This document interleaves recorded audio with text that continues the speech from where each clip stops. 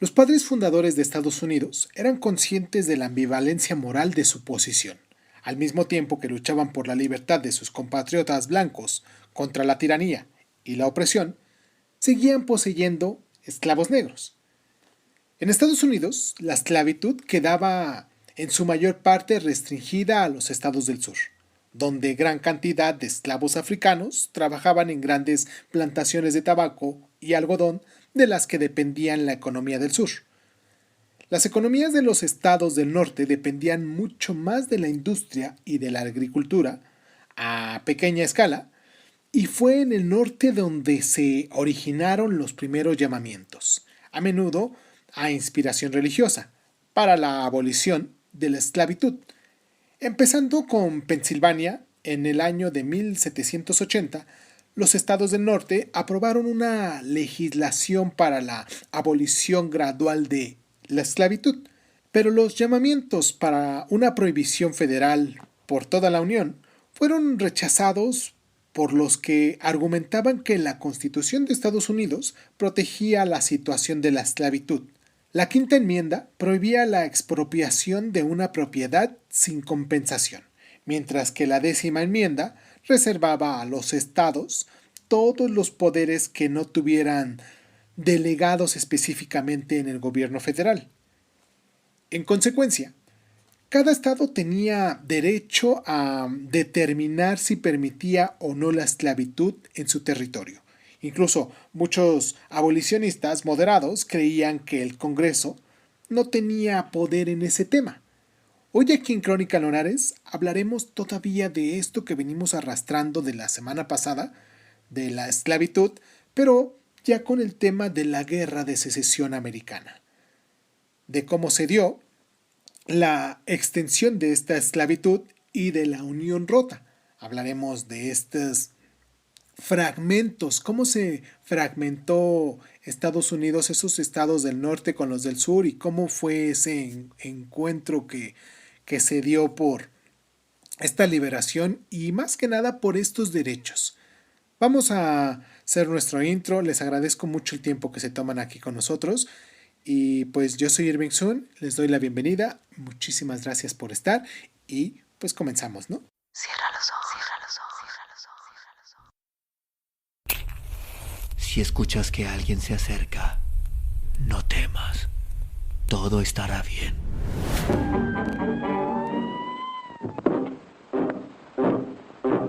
Oh, I'm going down to St. James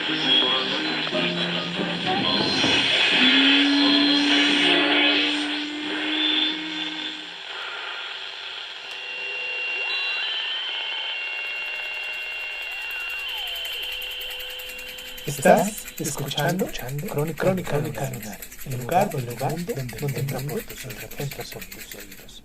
Bienvenido. El conflicto surgió cuando se llegó a determinar la situación de la esclavitud en los territorios nuevos.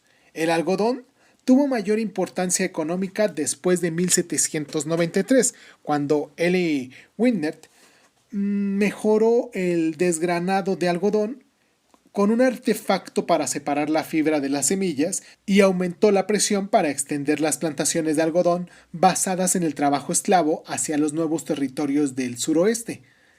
El resultado fue el Compromiso de Missouri en 1820, por lo cual no se admitía en la Unión nuevos estados esclavistas al norte del grado 36 de latitud, con excepción de Missouri. La tensión entre abolicionistas y esclavistas crecieron después de que Estados Unidos adquiriera muchísimas tierras del oeste después de esta guerra que tuvieron con nosotros, acá en México, de 1846 a 1848. El Compromiso de 1850 intentó obligar la situación, restringiendo la esclavitud en los territorios nuevos mientras protegía la institución donde ya existía. Sin embargo, el Compromiso de 1850 fue revocado por el Acta de Kansas-Nebraska de 1854, que permitía a los habitantes de dichos territorios nuevos, claro, decidir por sí mismos si permitían o no la esclavitud. A esto surgió la violencia entre las fuerzas esclavistas y los abolicionistas radicales como John Brown, y en 1859 Brown y una serie de seguidores ocuparon el arsenal federal de Harper's Ferry, a lo que actualmente es Virginia Occidental, en un intento fallido de iniciar un levantamiento general de los esclavos en el sur. Vamos a hacer nuestra primera pausa aquí a continuación para, como les digo diariamente, recordarles a ustedes nuestras plataformas donde pues tienen chance de ponerse en contacto con nosotros, de podernos dejar sus mensajitos en Facebook, en Crónica Lunares de Zoom, en Facebook, en Instagram, en YouTube, y pues nos pueden descargar en las diferentes plataformas de audio, de podcast. Y pues nada, vamos a la pausa y regresamos.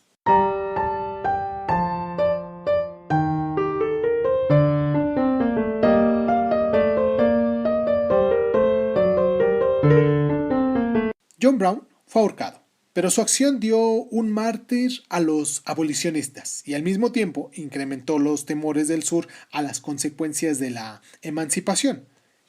Estos temores aumentaron aún más en el año de 1860, cuando el candidato republicano a las elecciones presidenciales, Abraham Lincoln, ganó las votaciones.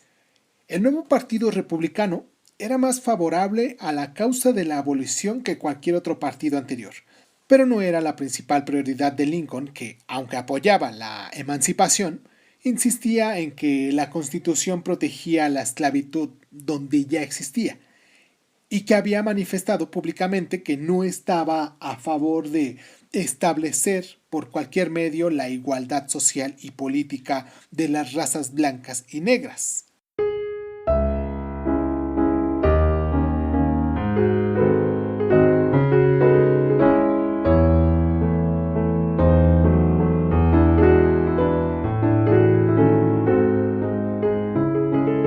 A pesar de estas seguridades, incluso antes de la toma de posesión de Lincoln, los estados del sur empezaron a separarse de la Unión, formando los Estados Confederados de América, con Jefferson Davis como presidente.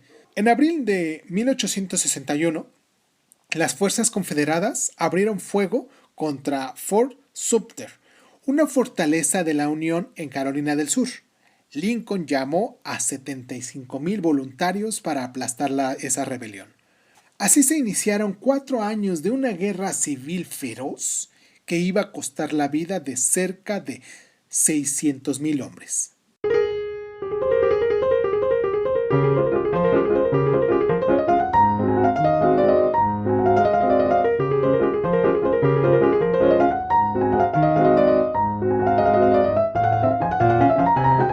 Donde existe la esclavitud, no puede existir la libertad. Y donde existe la libertad, no puede existir la esclavitud. Charles Sumner, que es senador, era senador, y que dijo esto el 5 de noviembre de 1864. A pesar de las grandes ventajas económicas y demográficas del norte industrial, Lincoln se vio al principio en dificultades por la ineptitud de sus generales, en comparación con el ímpetu de los comandantes rebeldes como Robert E. Lee y Thomas Stonewall Jackson.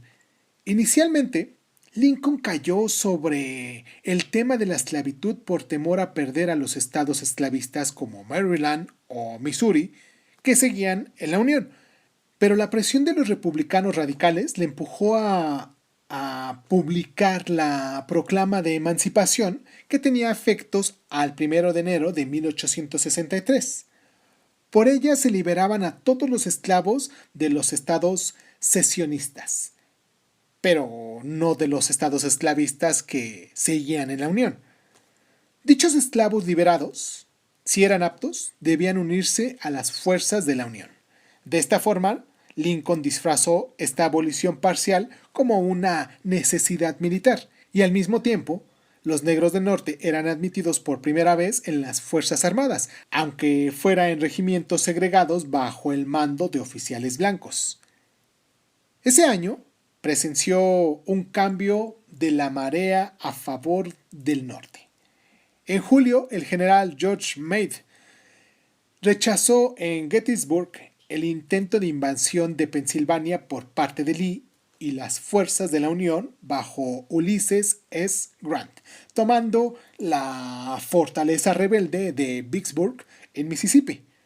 Al año siguiente, Grant fue nombrado comandante en jefe e inició una campaña de guerra total contra el sur, cuyos recursos quedaron exhaustos.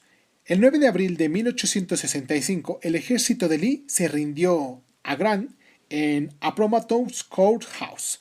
Lincoln había sido reelegido ese otoño anterior y en su segundo discurso de toma de posesión el 4 de marzo de 1865 había expresado la promesa de reconciliación con los estados del sur que estaban en ese momento al borde de la derrota. A los pocos días de la victoria, el 15 de abril, Lincoln era asesinado por un simpatizante del sur. La 13ª enmienda de la Constitución abolía la esclavitud en toda la Unión, con efecto a partir del 18 de diciembre de 1865.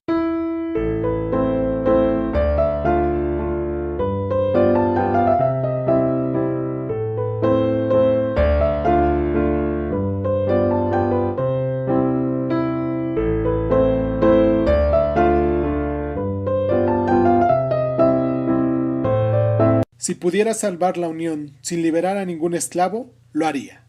Y si pudiera salvar liberando a todos los esclavos, lo haría. Presidente Abraham Lincoln. Dicho esto, el 22 de agosto de 1862.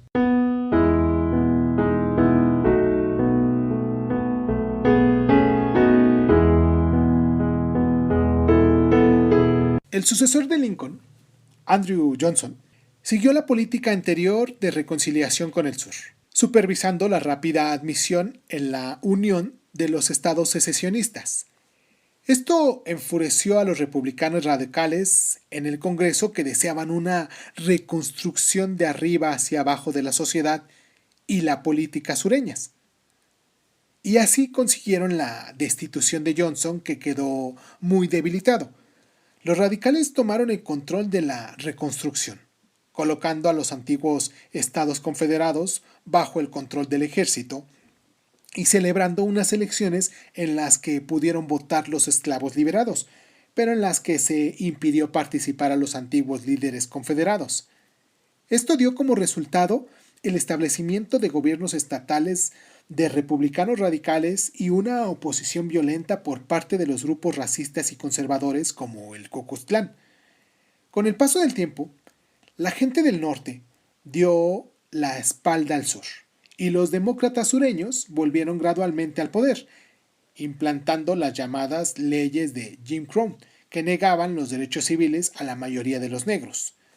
Estos derechos no fueron restaurados hasta las grandes luchas de Martin Luther King, entre otros, en las décadas de 1950 y 1960.